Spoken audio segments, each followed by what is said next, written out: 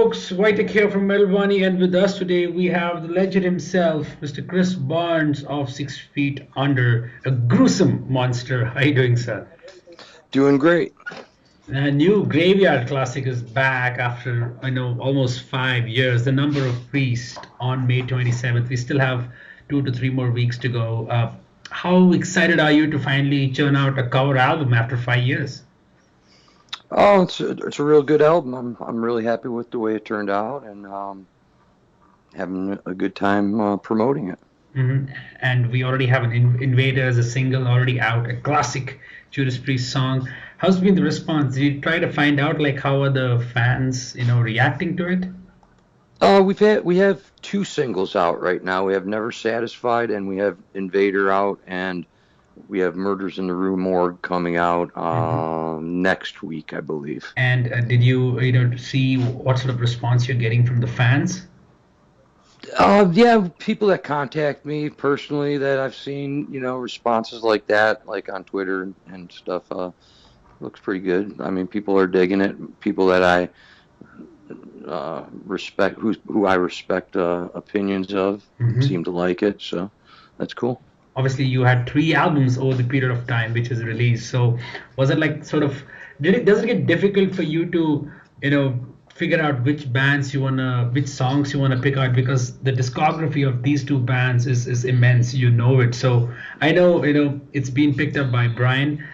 So these songs are something which are different than what as classics we call them. So were you guys on the same terms in terms of selecting the similar songs, or there was a difference in the selection of songs? No, Brian picked the songs, like you said, and yeah, I liked every song he picked. And obviously, when you plan to do a graveyard classic, how much time does it is actually spent on focusing the selection of songs and how it has to be placed in the album? I mean, does it take a lot of time for you to sit and analyze the order of the songs on the album? The order of the songs? Yeah. No, not really. I kind of had it in mind as being like a split LP, one band on one side and one on the other side. That was pretty much it as far as the idea behind selecting the song order. All right, and apart from these 2 bands, was there anything else you had planned to do? Because the previous ones had all the mixture of songs except the one which had AC/DC. So was there any other band which you had in mind apart from Maiden and Priest, which probably you could have included on the LP? No, because that was the idea for the whole thing, was to have a split LP with one band on one side, one band on the other side.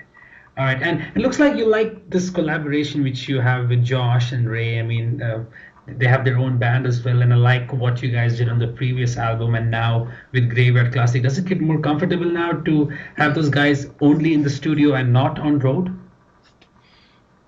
I just go where the music takes me. That's really it. I mean, Josh and Ray are great guys. Having Ray in the band is awesome. Josh is a great drummer, so I love working with whoever is excited to work with me and make some music. Interesting, good to hear that. And also the guitars and bass, it's more meaty, it has more heavier tone on this album, but it's your vocals where the twist lies. I mean, it makes it more interesting. I mean, obviously in reality, difficult to have a pitch like, let's say, Rob or even Bruce, but you did it in your own style, which is a signature Chris Barnes style. So was that difficult to kind of adapt certain vocal patterns, or it was just you doing what you do best? Well, I try to stick to the vocal versing and all the original phrasing of the vocals as they were in the original. So yeah, it was very difficult. Those guys are great vocalists, and Paul Di'Anno also, sang 2 Paul Di'Anno songs on this album. Right. So yeah, it's really challenging. I don't really want to do anything that's not challenging. And in let's say if you talk about the Maiden list, which was the most challenging one for you in terms of which took out a lot in terms of recording your vocals? Oh, they all were. Every one of them had their own ins and outs. Interesting. It's good to hear that. And you know, I always wondered why especially when you take the album road, the tours have always been. I mean, it hasn't been like extensively been done. Do you prefer to like tour as much as you wish to, or you get many offers and you just focus on writing songs in studio instead of touring? Well, we tour when we get offers, and if they're good offers, just like anyone else. And you would be on road with this. Do you have any plans of taking this album on road? Maybe play a couple of songs and then, get back to your discography and play the new ones as well?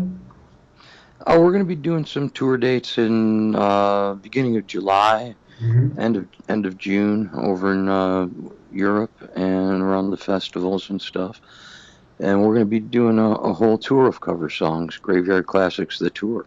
Wow, so it's going to be like only the classic songs, which on the album, no 6 Feet Under tracks?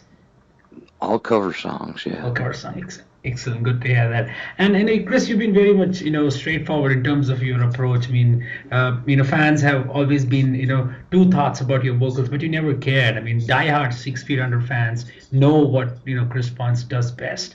When you at this point of time in your career, like, does it come out naturally, or are you more comfortable doing it instead of trying out some new variations on the vocals?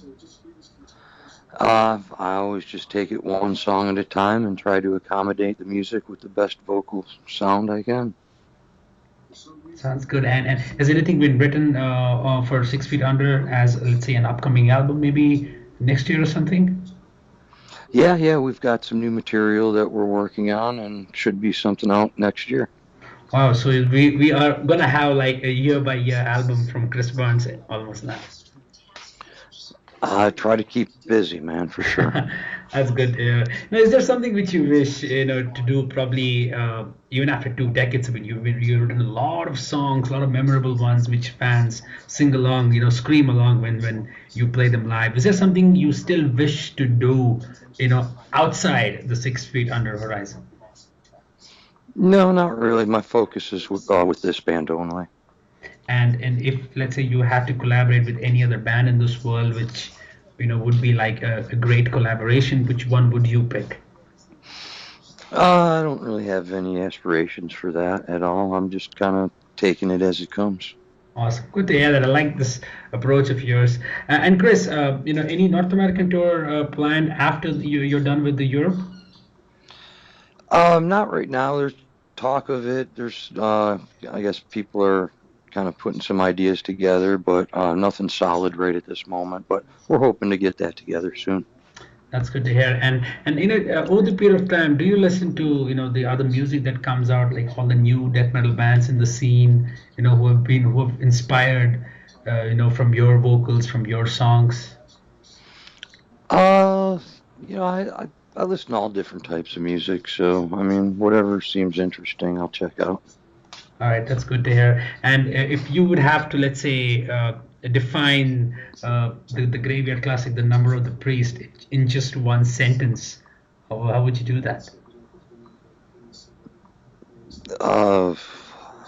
It's a great album. Check it out.